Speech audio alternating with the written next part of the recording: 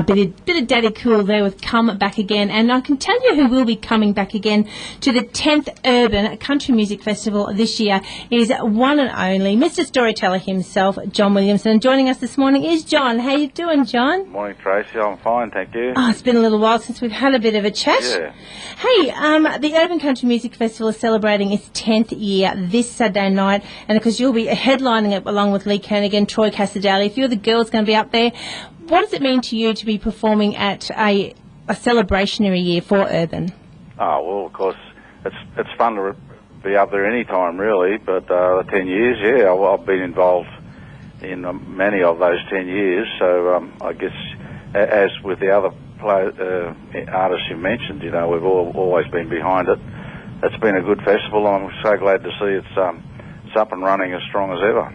And it really is hard, I suppose. You know, have a look at some of the festivals, they're only lasting 2 years, 3 years, but we seem to have a nice little steady hold on this one at the moment, hitting our 10-year mark, and hopefully we can make it 20, 30 and keep on going. Yeah, well, it's Australia in general, isn't it? You just, the tougher got to get tougher right now, because it'll definitely come good, the economy and all the rest of it, so I just think we've just got to hang in there. You know, I haven't... I've certainly noticed a little bit, but I think people still love to be entertained as long as they've got a few bob in their pocket.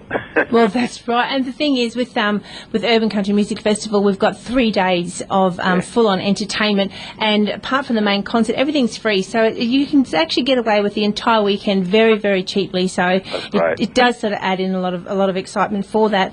And I do believe congratulations is in order for yourself. You are now married, Mr. John Williamson.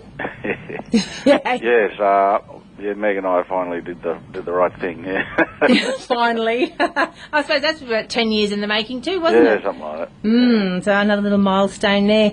Now, we've got some new songs out at the moment. You just never stop, mate. Well, what's going on there? You've got the new one out, Prairie Hotel? Yeah, it's, you know, every album they put out, you never know what's going to stand up, and Prairie Hotel is definitely the standout track. It's got the power of where it's written about, you know, the Flinders Ranges. I mean, when I wrote Raining on the Rock, obviously I borrowed the strength of the rock itself, and I think Prairie Hotels is about that area up in South Australia, which is a very, very old country, and about the huge dust storms that come from there, and you know, just the history of it. So it was great to be able to write about that. And, you know, I always do like to write about iconic areas of Australia and celebrate them, and I think that's what I do as an entertainer. You know, if anybody comes to the show, comes to see my music, the idea for me is to make them go away feeling very proud of who they are and what country we live in, you know. Well, I think you take them on a journey of Australia, actually, because in a lot of your stories, and we do call them stories because you're actually telling us a story of the land and of Australia. So by the time we walk away, we are feeling true blue, and we are feeling like we've actually travelled around Australia with you. Yes, Australians are very nomadic. You know, we do get around and see our country a lot, and I know my music encourages that, and I'm pleased about that. And also, you notice that, you know, often people think, you know, if you don't go on last, you're not the headliner or whatever. But the reason I go on about sundown, I think I'm on around about that time, I usually am, is because I want to perform when all the families are there together and the kids are still awake, and you know, because I think my music really is aimed at the whole family, not just one age group, you know. It sure is, you can say that again. And we do have a lot of families coming up to the festival, and I think you're on just after 7, I think, this year. Yeah, so, that'd be right. Yeah, that'd be good. Yeah, and that's right. And, you know, it doesn't matter whether you're first, second, third or last on the thing. Everybody that does get up to here to the Urban Festival are all headliners, so we're all proud of all our Aussie mates getting up there. And the power in the Australian country music industry at the moment. A couple of years ago, we were sort of discussing it, thinking, you know, it seems to be lacking a little bit, where all of a sudden it's just gone kapow. And we've got the biggest industry at the moment with new artists and the indies coming out. It's just amazing. And the ages that are coming through as well, so young. Yep.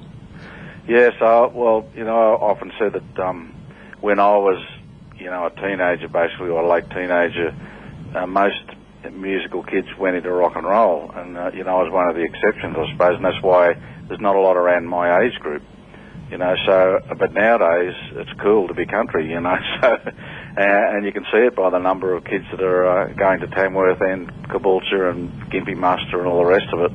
and it is great for the industry.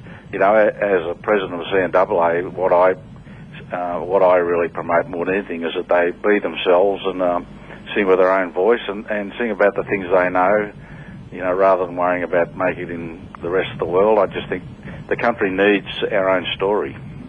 And I think the country also needs the listeners and the supporters to get there and support the industry, because it is tough. You mentioned earlier, it is a little bit tough out there. And if we're not out there supporting the live acts, the clubs and pubs and hotels and venues, they can't afford to keep putting these on. So we need to get out there and support them, and to support the artists by buying their merchandise. You don't have to spend a lot of money. You know, you can just get away with it cheaply, but support them in any way you can. Yeah, well, when I said that things are tough, I'm not saying that things are tough for me. What I'm saying is things are tough for everybody. So, and they can't necessarily afford to go to all the shows. But Caboolture's doing the right thing, and I think it's a great thing. Excellent. Well, we are talking with John Williamson, one of our headliners at this year's 10th Urban Country Music Festival. John, thank you very much for taking time out of your busy schedule. I'm sure Meg was sort of waiting for you to get back to normal life and your building and everything that you're up to at the moment. I asked the bloke, the jackhammer, to stop just for you, Tracy. Well, thank you very well. You can tell him thank you very much for that one too. Thanks, mate. We'll catch you up on this Saturday night. Look forward to it. Thanks, John. Bye.